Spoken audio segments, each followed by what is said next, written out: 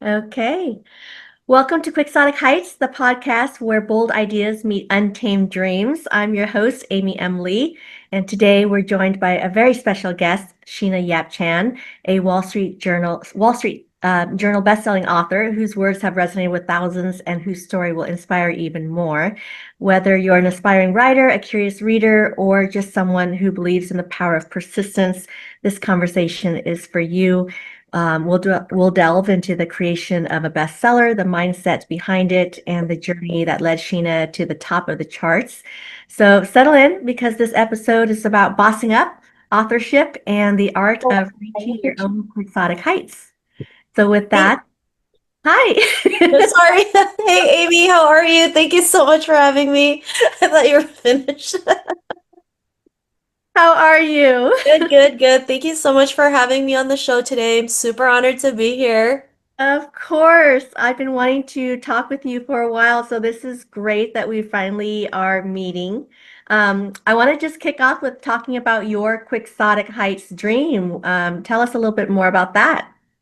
Yeah, I guess everything really started with my upbringing in Toronto. Even though it's a very multicultural city, I never saw anybody in the media that looked like me, so I was always ashamed of who I was, ashamed of my own culture, wanted to have blonde hair and blue eyes to feel more accepted. And I did dye my hair in my 20s, blonde, and I decided to dye it back because retouching your roots is not cheap. So, when I dyed it back to my original hair color, that's actually when I embraced my Asian culture and I realized this is who I truly am. And so, in 2015, I was dealing with a lot of confidence issues and I was looking for resources that catered to Asian women specifically, just because there wasn't anything out there. And yeah, so I was looking, nothing. I felt like I was the only one dealing with all these issues. And I still wanted to create something that represented Asian women in a positive light. And so I started my podcast, The Tao of Self-Confidence, where I've interviewed over 800 women on this topic, Amy Mhm. included. So check out her episode as well. And, as much as I love my podcast and what it's done, it was still a very small platform compared to other forms of media. And for me, visibility was important because visibility is how we break barriers, change how we're seen in this world. And so I dove into books. Mm. I had no clue what I was doing. I didn't know it was, I just said yes. At the time, I met a lady online. Her name is Tam Luck. She started a book series called Women Who Boss Up. And she was like, "Hey, do you want to create a book highlighting Asian women?" And I was like, "Yes." I just said yes, even though I had no clue what I was doing. I had no clue what I was saying yes to, but I just knew there was something about it. So that's why I said yes. And, we were able to create that book. We created a second Asian book, which Amy's in, and we've created, I think, 13 or 14 books out of that book series. But that also led me to writing my first book with Wiley, which is this one, The Tao of Self-Confidence, A Guide to Moving Beyond Trauma and Awakening the Leader Within. And I remember when I got approached to write this book, I actually almost said no because I was really scared for my like I was scared that I wasn't the person to write this book. Imposter syndrome was like really bad, thinking, how am I a leader? I don't know what a leader looks like. I don't know if I'm the poster child for being a leader. And I'm glad I had, women who supported me and encouraged me to write the book. And so I said yes. I wrote it in less than 3 months. It came out in May of 2023, hitting the Wall Street Journal bestselling list. And then the same publisher, Wiley, asked me to write my latest book, which is this one, called Bridging the Confidence Gap: How Empowered Women Change the World. So this book is really important because, I read a report from the World Economic Forum that mentioned um, gender parity would be achieved at the earliest in the year 2154.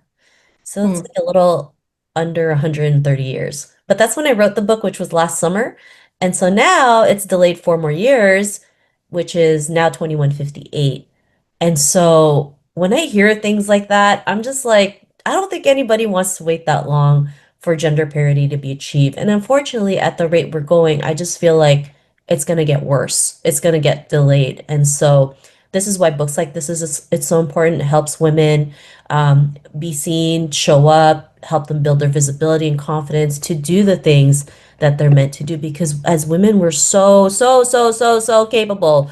way more capable than men. And I have nothing, this is not a diss against men, but we're so capable, but how we see ourselves really stops us from moving forward, right? Men don't have that problem, right? They just do it. Even if they don't know what they're doing, they're just going to go for it. And whatever results they have, they're happy with it. Imagine if we as women did that, what we could achieve. And I understand it's a lot harder. There's a lot of gender bias, just all kinds of bias, cultural biases.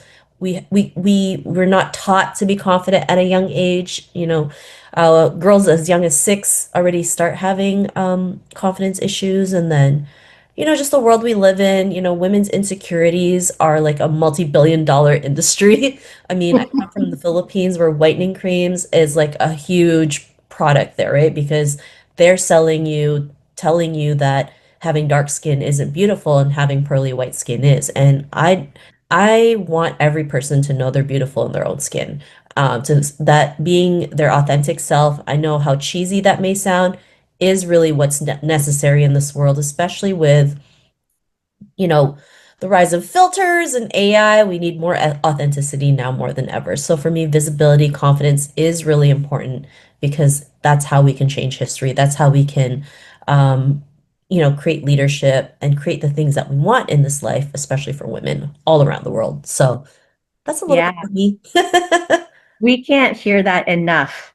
Uh, as young girls, as women, just people in general, we all have that imposter syndrome. We're not good enough, and the glasses or the grass is always greener on the other side, right?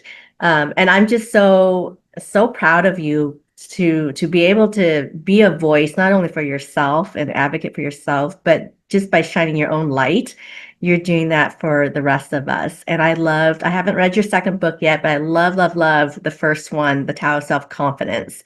And it stemmed from your podcast, which, 800, over 800 women, Sheena, that's just incredible. And you really get to the nitty gritty of these interviews. So can you share a little bit about what is actually in the Tao of Self-Confidence book? Yeah, I mean the podcasts, they're very short, like 15 minutes. The longest is probably like 20 minutes long, but it really just shares women's journeys, the good, bad, the ugly, what they had to go through to get to where they are today. Because especially in Asian culture, I mean, Amy, we're not taught to talk about what we go through, what our feelings are. Anything negative, we keep it to ourselves. We have to save face, make sure we don't tarnish the family name. And that really takes a toll on us, right? And it's important to share what we're going through so that other women can realize we're not the only ones dealing with this. And this goes beyond culture, because I know women from other cultures go through similar situations. So when they hear these stories, they're like, oh my gosh, like I didn't know that happened in Asian culture because in Latin culture that happens as well, in African culture. And so we're actually a lot more similar than we realize. But Right. having these open conversations, these raw conversations is really important because then we feel a lot less lonely, right? We all feel very lonely, myself included, especially when you're out there doing your own thing. It can get very, very lonely. You feel like you're the only one doing this thing. There's no one understands what you go through, even though we do understand because being your own boss is not always easy, right? Yes, there are perks like everything else. You get to work your own hours, you get to decide who you want to work with, but sometimes you might have to work 24 hours in a day, right? You see a lot of people living that laptop lifestyle. Nothing wrong about that. But when you're in your 40s, time zones suck. So try waking up at 3 in the morning so you can talk to somebody in New York at 3 p.m. So of course, all these things come into play that nobody talks about. But I think it's necessary to know like this is what you'll see, and if you're okay with it, you move forward, right? Mm. Sometimes we get this like picture perfect like journey of what entrepreneurship looks like, and it's not. It's like super messy. It can be depressing at times. You just want to cry or eat your feelings, but it's also Yeah. the most wonderful thing ever. You get to build your resilience. It helps you build tenacity, confidence, really show up in this world because you're doing things that most people aren't doing. Like you're going through the road less traveled, and if it was easy, everybody would be doing it. So, yeah. Yeah, I totally agree. I worked for corporate America with Microsoft and T-Mobile, other big corporations for so many decades. And then when you pivot to that entrepreneurship and you're like, okay, what's the next chapter in my life? You don't know what you don't know, right? Figuring out the tax stuff, the business development stuff, and it's feast or famine. And so yeah, that laptop life looks, amazing and luxurious, but behind the scenes, you're probably eating ramen for a day and, Yay! not getting Like for a any month. sleep. And it is not sexy at all. I do like Um, ramen though, but yeah. yes. What about the bridging the confidence gap? What's in there that's different from the Tao of Self-Confidence? Yeah, I mean, the first book talks about trauma, right? Setting that foundation. I think people don't realize how our trauma really controls our journey, and if we don't work through it, we're gonna keep doing the same thing over and over again. And especially in our culture, intergenerational trauma is very prevalent. So people don't realize you're not even only carrying your own trauma, you're carrying the trauma of your parents, grandparents, and so on. They say intergenerational trauma goes down 4 generations deep. Mm, I think being Asian goes way deeper, especially as a woman. I think we also go through like historical trauma. And so it's important to work through those, right? To heal from them. I mean, it's not going to go away, but at least we have the tools and resources to work through it and say, hey, this happened. What happened 10 years ago is not going to happen today. We're a new person. We're going to make this happen. We're going to be okay. And then bridging the confidence gap is really talking about things that, we don't really necessarily talk about that helps, to help women step up, like getting to the root causes. Why do women have lower confidence than men, right? Talking about the biases we go through, because it's important to bring awareness to all these things.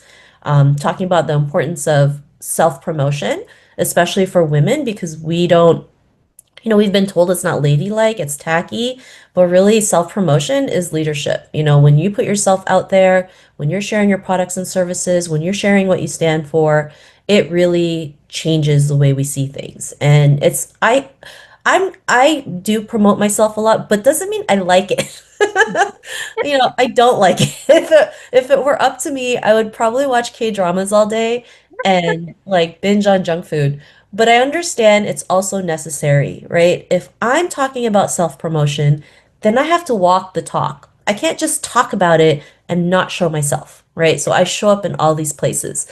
And I also share, what it means to be a leader, right? And being a leader is not being perfect. It's making mistakes. I share the strategy of ready, fire, aim, right? You start before you're ready, you take action, you course correct. Because a lot of people, when I say that, they're like, "Are you sure it's not ready, aim, fire?" I'm like, "No," because when you're doing ready, aim, fire, guess what? You're still on the aiming part. And I know that because I've been the first 5 years of my podcast, I was aiming, aiming, aiming, aiming, and it was still aiming. So I realized I need to switch that around. It's ready, fire, aim, and really go out there. Also, just seeing things from a different perspective, like failure, right? We've been taught failure is like a bad thing. Failure is good. We need to embrace failure because that's how we um, build our resilience, build our confidence, and especially as entrepreneurs, I think people don't realize sometimes we have to go through these challenges. I'll call them challenges in our life because sometimes we need to be that solution. We can't be the solution if we don't go know how to go through those challenges and find a solution to it.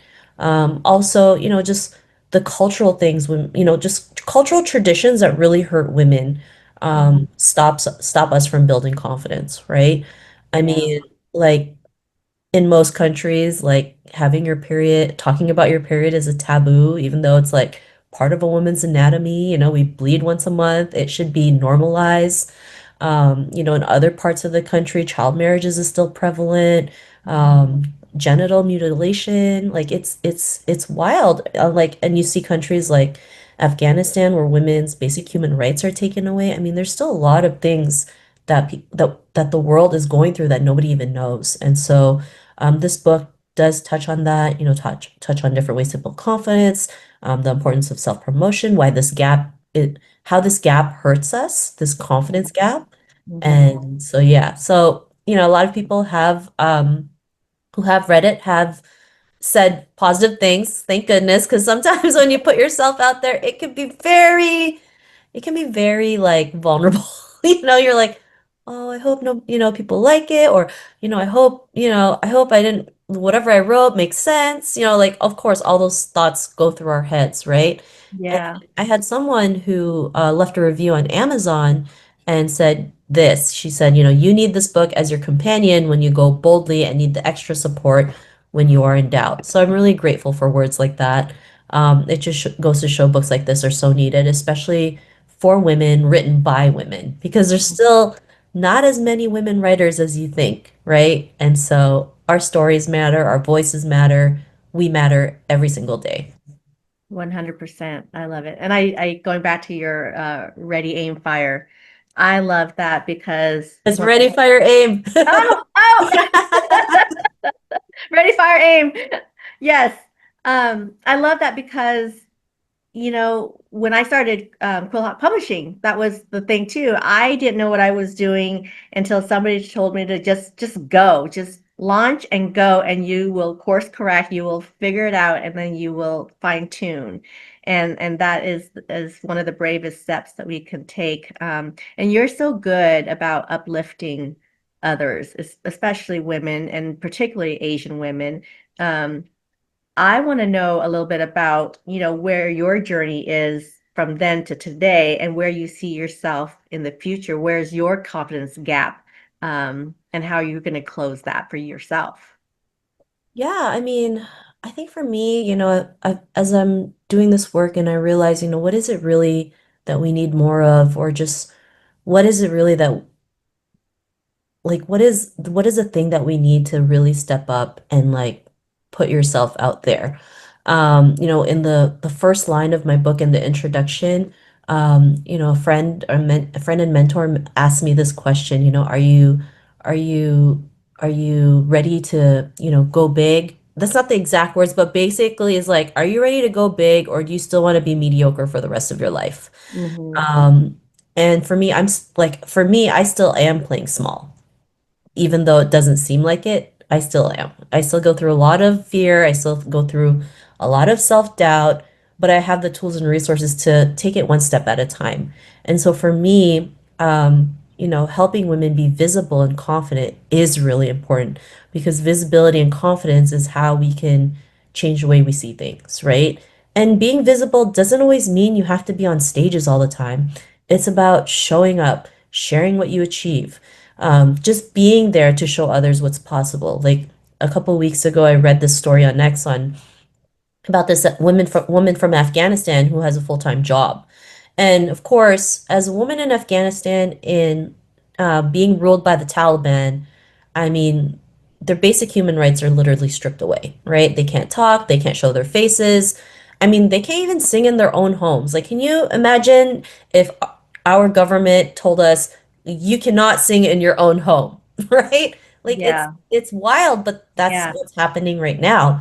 And so she goes to her job every day and she has to take private transportation, so a private taxi, because if she were to take public transportation to go to her secret job, I mean, the consequences are, we don't like it could be a life or death situation. I don't know, right? But the fact that she's risking her life every single day just to go to her job, I mean, that helps me realize, like, oh my goodness, like we have still so much work to do. And if she's willing to risk her life to do that, then we can go out there and speak up for others, show up and show others what's possible. And that's why for me, visibility is so important. Um, you look at like BTS and what they've achieved, right? Like they're literally everywhere. They have fans in like every single country, like literally every single country. They top the charts in like Chile and like Kenya, and it's like the most random thing ever. Here's seven guys from Korea who sing in Korean, who talk in Korean, and yet they've been able to create this worldwide phenomenon, right? Because Yeah. they have a big message too, right? Music is healing. And they have armies Hmm. everywhere. And that's what happens when you put yourself out there, when you're visible, when you have a message that can really change the way we see things. And so that's that's for me, like visibility and confidence is so important. And creating this movement of being visible and being confident is what's needed more in this world, especially for women. It's our time to show up. I don't think you want to wait 133 years for gender parity to be achieved. No, no. And as you grow, Sheena, as your platform grows and your message resonates, you're going to have more and more of a burden per se, on your shoulders to represent, right? And so my question for you would be, how would you protect yourself for mental health, for just general health and get rid of the negative naysayers? Yeah, it's easier said than done. Of course, it takes a lot of work on yourself. That's why it's important to work through your traumas because, especially when you're putting yourself out there, you're gonna have haters. That's just part of the process. Maybe the first time it happens, it could be like really bad for you because you've never experienced it. I mean, I remember when I had a video posted on my Instagram, and I've never had so many hate comments from guys like telling me like, Asian women being quiet is a good thing. Who are you to speak for everybody else? And I was just like thinking, excuse me?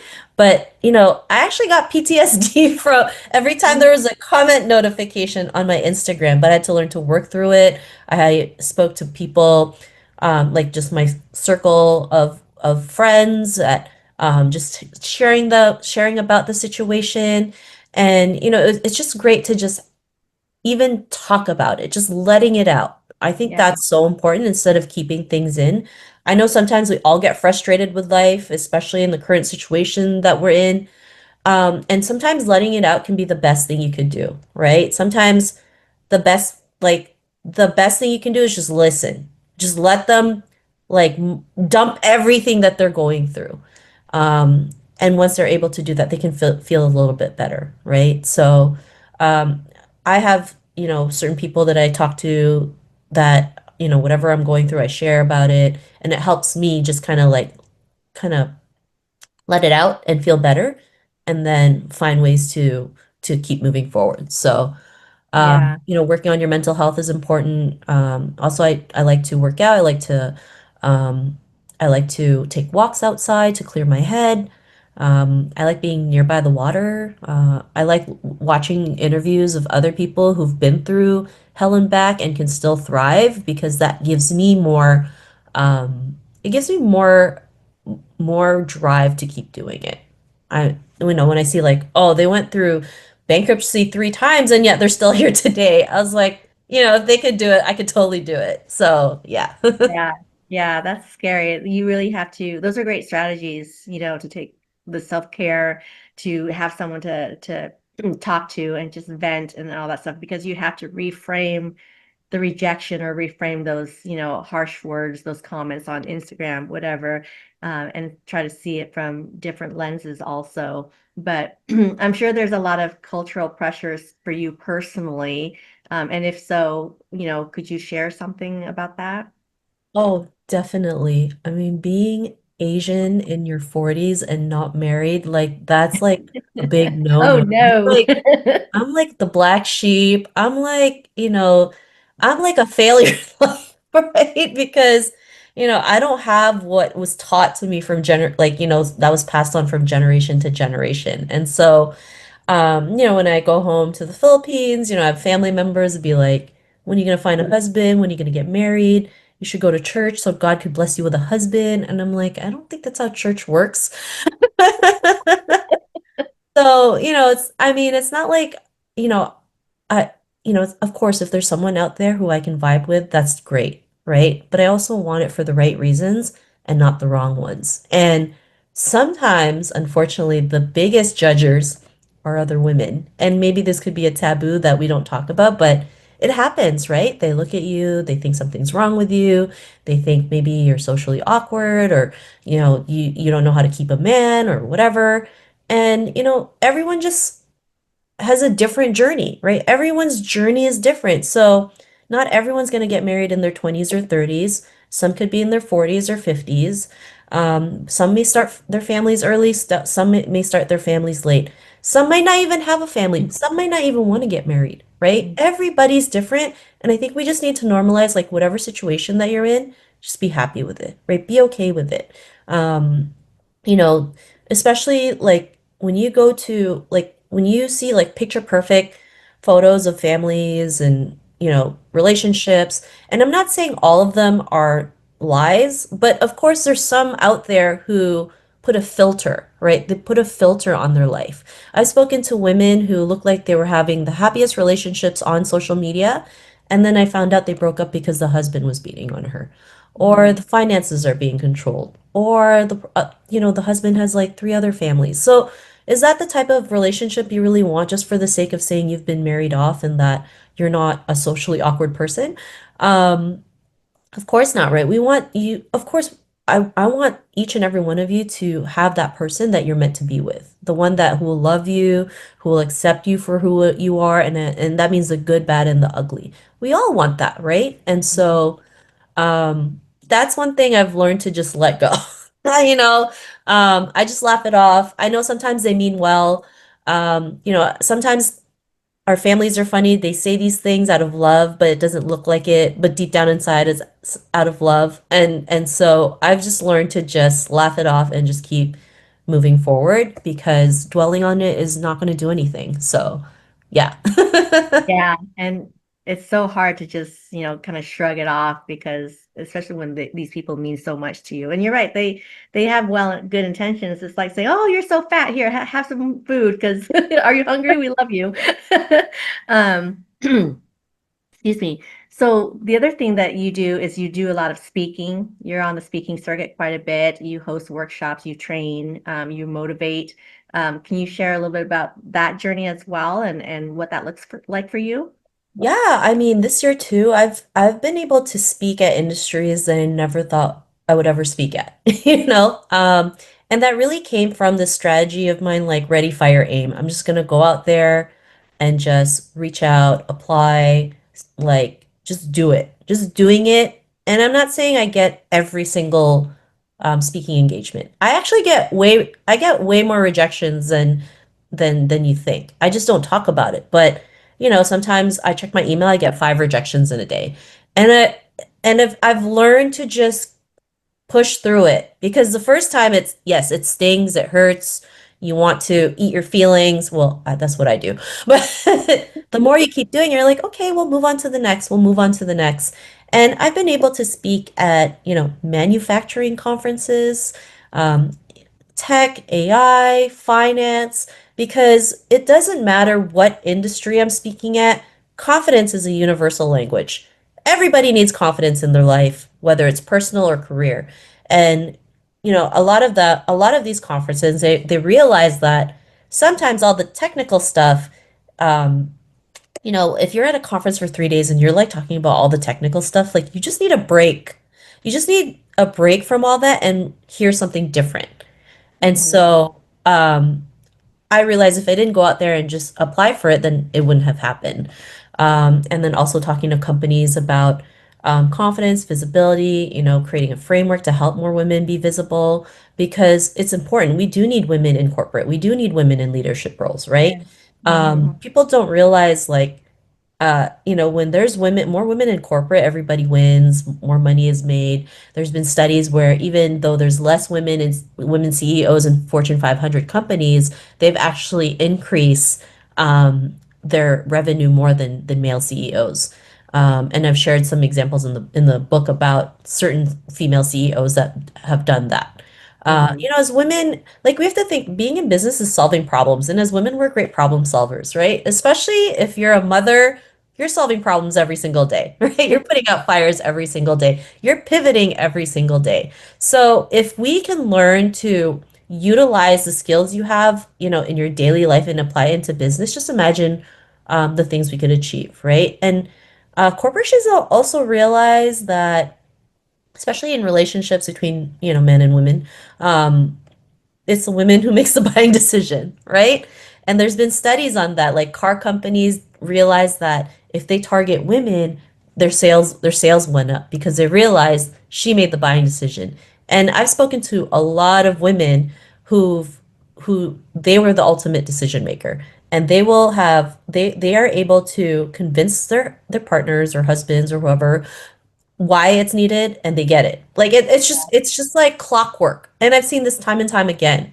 And so this is why for me having more women in leadership is important in corporate because it's a win-win situation for everybody. More women in government, It's a win-win situation. Like we need a balance of both. I'm not saying it has to be all women, but we need a balance of both, having the yin and the yang, right? So yeah. Mhm. Yeah. So what about the introverts? Like there's a lot of us introverts who we may have confidence, but only when we're in a room of maybe, two people.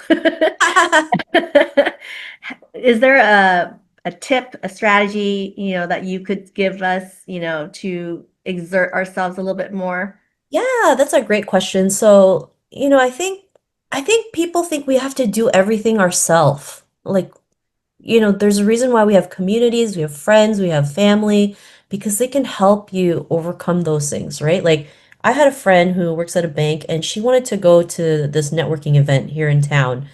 And she was scared to go by herself because she's a little bit of an introvert. So I said, I'll go with you. We can go together. And so we went, we talked, we chatted, and she was able to get a lot of potential clients because I just went with her. Sometimes you just need like a wingman, right? To kind of help you in that journey, or if you're feeling uncomfortable. Like you don't have to do things alone. And I think, as an introvert, like you don't, you know, actions speak louder than words, right? You don't have to say, I'm very introverted, just show them what you can achieve, right? I've seen so many women who are natural introverts who just go out there and do it because they have a big purpose. They're very aligned with what they do, so they just do it. And sometimes maybe they just put the blinders on and just do it. And so Mhm. sometimes if you have a big purpose, maybe going back to that is important. I'm not always extroverted. I'm like half half. There's people way more extroverted than I am. Sometimes I still get uncomfortable going to networking events or talking to people or reaching out to people. But I also understand why I have to do it, because if I'm talking about visibility, confidence, putting yourself out there, then I have to do it. I have to be the first one to do that, to show them like, see, I did this and look what happened. Was it perfect? Hell no, but it worked. So, yeah, so I hope some of those strategies help out. No, you have to walk the talk. That's part of your brand too, is getting yourself out there. And for me as an introvert, it's like spending, weeks and months just psyching myself up, right, for that 1 hour or 1 day event, whatever. And then I just totally deflate, decompress, and then shut the world out for a while. And that's okay too. One of the things about introverts is we're like one of the best networkers, I think, because we have those one-on-one conversations, those deep relationships. And then if you do it enough, next thing you know, you're walking into a room and your comfort zone has expanded because half of the people in that room you've had those one-on-one conversations with, right? And so you know them, and that is a confidence builder in itself. And one of the things that I love to do also is give myself permission to go to an event um, for 1 hour. Maybe it's a 3 hour event, but I'll give myself 1 hour to show up and target one person that I can just talk to. And then once I've talked to that one person, then I give myself permission to leave and call it a win.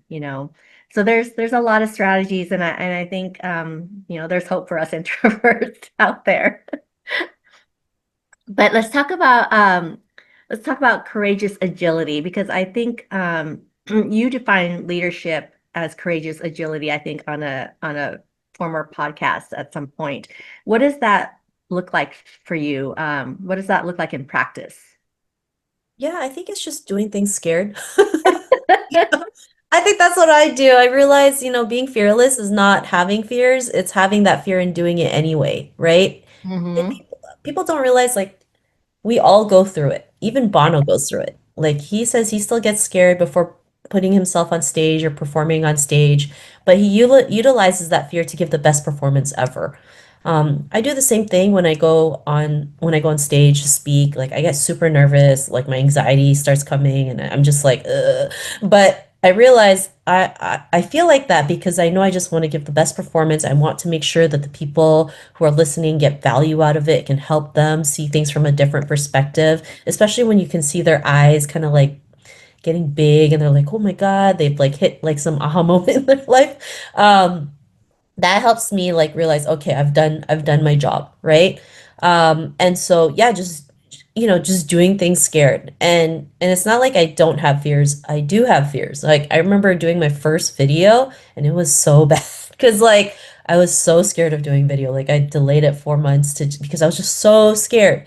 And I realized I was part of this women's group where there was another woman who was also doing video for the first time who was just as scared as I was. Like, and I realized, oh my God, if she's doing it, then I need to do it, right? Because I know now that I'm not the only one who has these feelings.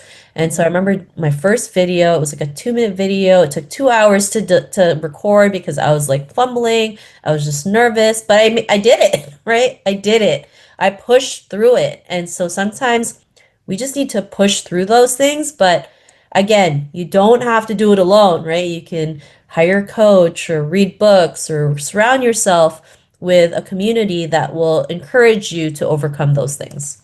Yeah. How do you prep for speaking engagements? Like, do you like walk around in your room and talk to yourself and kind of remember your lines, or what do you do? I mean, I do a lot of presentations, so I think just I go over my presentations a lot. I think I've been because I've done a lot, then I don't have like speaker notes. I just really go off on what I've created and then creating and sharing stories that would see fit. And so I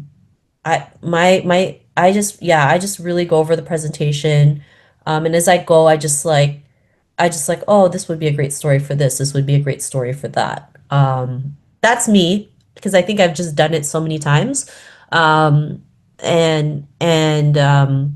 kind of like sometimes if I feel like it's not even that great, I'll change it. Like I remember at the manufacturing conference, I had this whole presentation like done, and then 30 minutes before I had to go up, I changed the whole thing. Like changed the whole thing. I was like, this doesn't look great. So I changed the whole thing, and I'm so glad I did because everybody enjoyed it. So Mm, sometimes I make last minute changes literally like last minute. So I think sometimes we feel like we have to be super polished, super professional. Um, but I think also we have to realize we're human and they're looking for human connection. Um, they want to see you're a real person, you go through things, you've been able to overcome them, and then they want to show you how you want to show them how they're able to do it in their own journey. So that's my little preparation. Like I'm literally like ready, fire aim. Okay, so you wear a lot of red. Yes. Tell me about that. Why red? Why is that your color?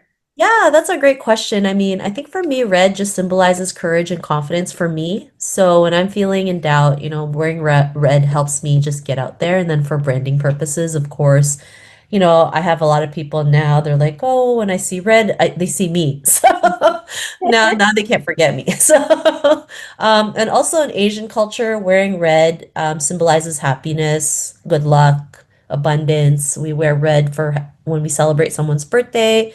We get money in lucky red envelopes. So I also want to represent a color that represents my culture in a positive light. So Mhm. that's why. Love that. And you also a lot of times show up authentically you in the sense that you don't wear makeup, which No, I rarely wear makeup. Like I think that's it's a beautiful and brave thing to do today in today's world anyway. yeah. How did you get to I that I was point I was where just you're never good at okay? doing makeup. That's why. And I was like, I just went to the Sephora with my niece yesterday and she got this like eyeliner because it was like viral on TikTok. And like this little box was like $38. I'm like, what the heck? I mean, I'm still a cheap Asian. So for me, it's like it doesn't make sense for me to spend $38 for eyeliner. So I do sometimes put very light makeup if I have to go on video or on stage, but not all the time. It just depends, right? So like today I have nothing on. But if there's a photo shoot, I will have a little bit more on for the lighting.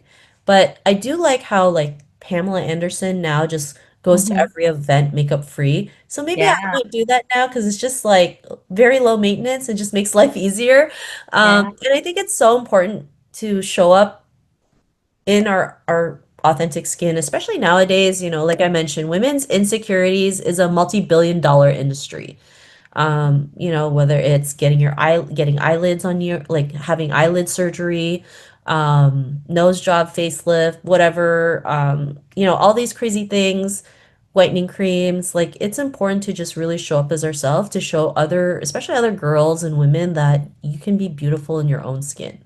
So Yeah. yeah. So yeah, part of it was because I don't Bravo. like paying that much money for makeup. It's just I don't, it's just crazy.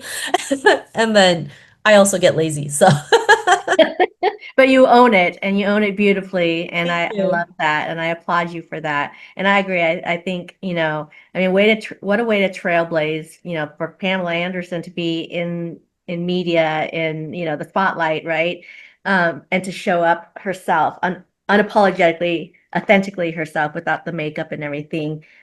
Because that's what normal looks like. And you're right, the more we normalize it and accept it, the better we can feel about ourselves and help the next generation. Because I see, now so many of my son's friends and girl friends, the young friends that he has, they're very insecure, even though, they puff their chest up and portray a certain way behind the scenes. Like I see the vulnerable side of them. And I just know that the more that we see people just showing up their true selves, the easier it is to feel like, okay, I can do that too.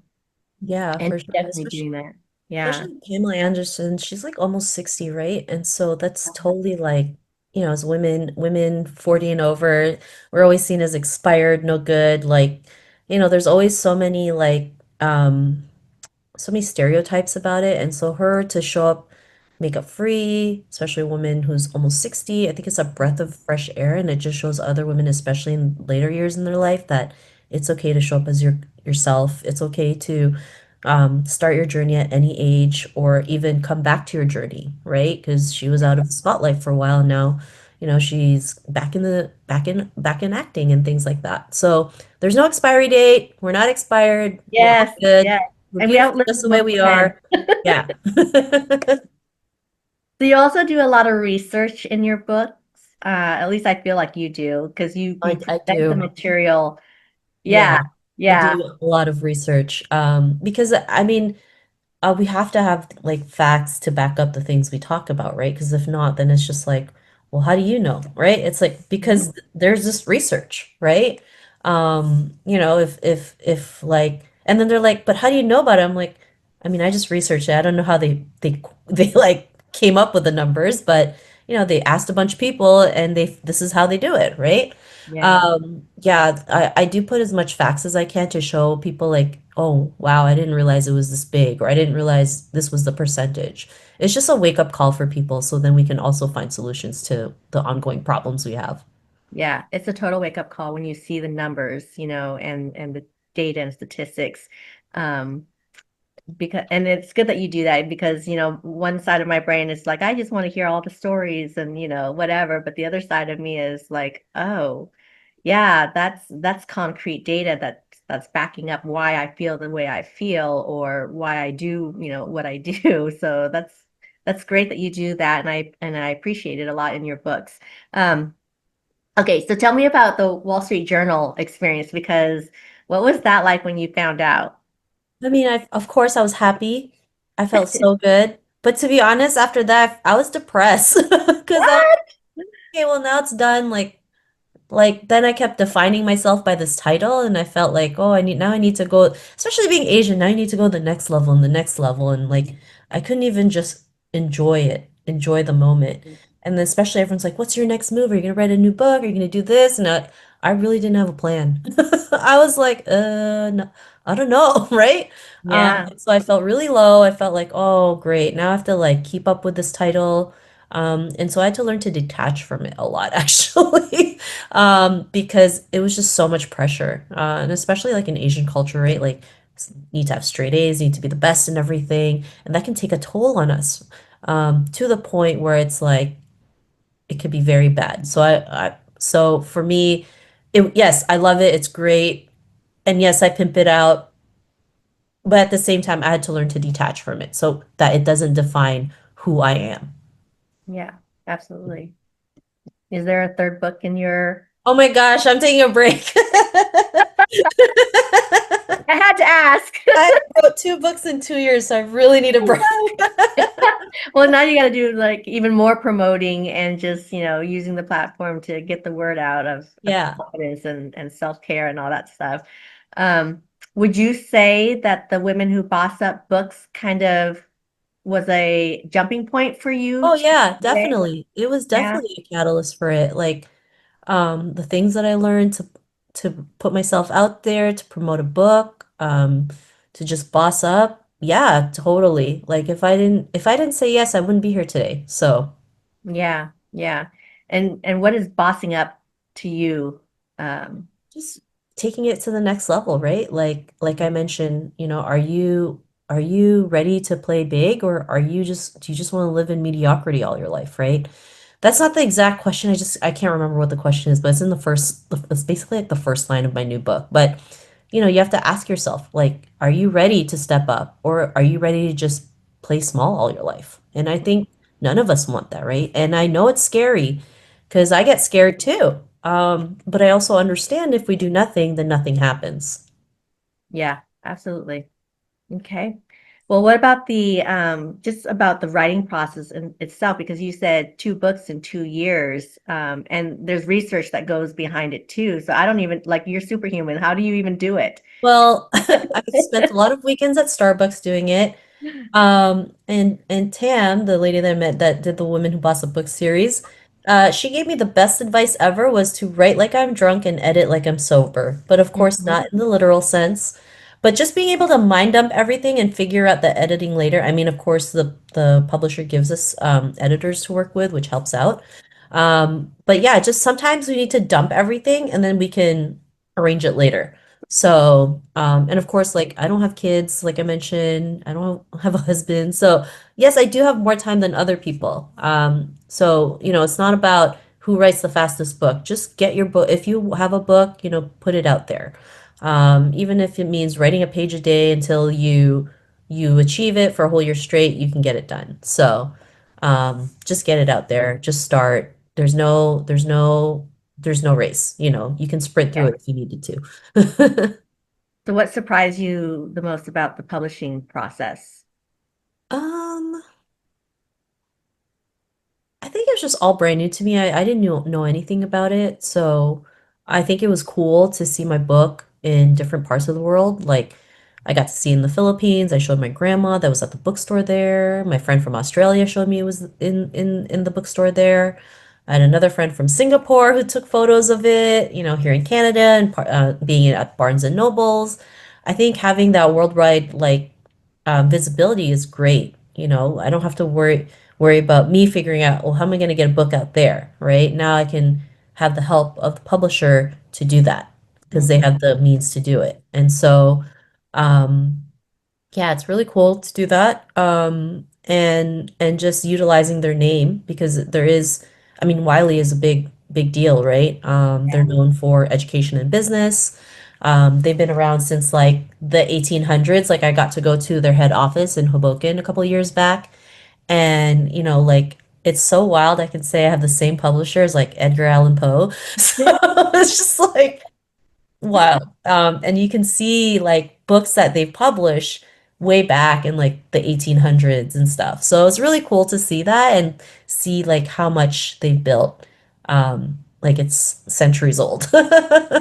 That's crazy. And that's pretty cool. Like I always tell my authors too, yeah, get your Library of Congress number, your LCCN, your book can be sitting right next to Little Women or something. Yeah. It's a pretty cool thing to be a published author because I think books just take you to places you never imagine, and they will find these readers that you never expect would pick up your book and have it resonate with them. Um, could you share maybe a feedback that you got from somebody that was really profound to you in terms of them reading your book? Um, I think for me it was just I don't know if there's one person. I think a lot of people just like mentioned to me how much it's really helped them and just having this conversation and having a book that speaks to them. for me, that's a big deal because especially in Asian culture, we don't really talk about the things we go through. There's no book out there that really touches on it. So when people see it and they read like what it's about, they're just like, oh, this is the I needed this book. I didn't even know this book existed. And it's Yeah. funny, especially here in Toronto, when I meet people and then I tell them what I do and then I show them my book, they're like, oh my God, you wrote this? Like, I just bought it yesterday. I'm Yeah. like, yeah, that's me. That's so cool. That's Yeah. so cool. As we wrap up on our podcast here, I'd love to put you on the spot for a minute and just have you connect with our listeners. If you were sitting down with them right now, what would you say to them, especially if they're dealing with a confidence issue or they feel like, their finite space right now in life is going to be like stretching forever and ever and ever, like there's no way out. What would you say to them? I think I think for me, I guess the best thing I could tell them is just take it one step at a time, right? People don't realize when it comes to confidence, you don't need to make big leaps to make changes. It's actually the small, actionable daily steps that yield the big results. So, Rome wasn't built in a day. Don't expect yourself the Mhm. same thing. It takes time. And just practice on it, right? Practice makes progress. You're not going to get good unless you do your 10,000 hours, right? So, I didn't get here today because I just did one interview. I've done like over 800 interviews, right? So it's all a journey. It takes practice, daily if needed. Work on yourself. Personal development's really important. So working on your mindset.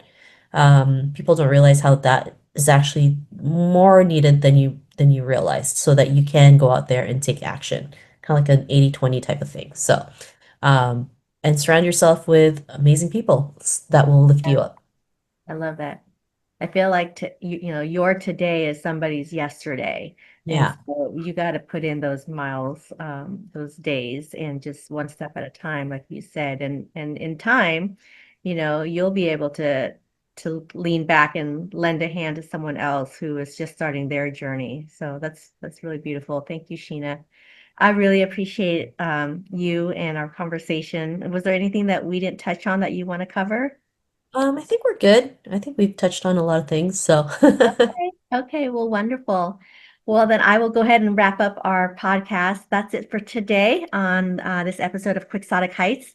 A huge thank you to my guest, Sheena Yap Chan, for sharing your story, the story behind the story, actually, and reminding us that dreams backed by discipline can lead to extraordinary outcomes. So, listeners, if you found this conversation meaningful, please be sure to subscribe, leave a review, and share it with someone chasing a dream of their own. And actually, before we close, where can we find you, Sheena, if listeners want to follow you and find out more? yeah, so you can check out my website, sheenayapchan.com. I do have a free self-confidence personality quiz that you can take to unlock your self-confidence personality. You can check out the podcast, The Tao of Self-Confidence, on Apple Podcasts, Spotify, all the major podcast platforms. You can check out my books, The Tao of Self-Confidence and/or Bridging the Confidence Gap, on Amazon, Barnes and Nobles. You can grab a copy there. You can connect with me on LinkedIn, Twitter, Facebook, Instagram, YouTube, TikTok. But if you forgot anything that I mentioned, I'm literally the only Sheena Yap Chan on the internet. So I'm not hard to find. Excellent. Thank you so much. And until next time, stay bold, stay curious, and keep climbing towards your own quixotic heights. Thank you again, Miss Sheena. And until next time, we'll stay confident, stay true, and stay makeup free. I love it. Thank you. Thank you.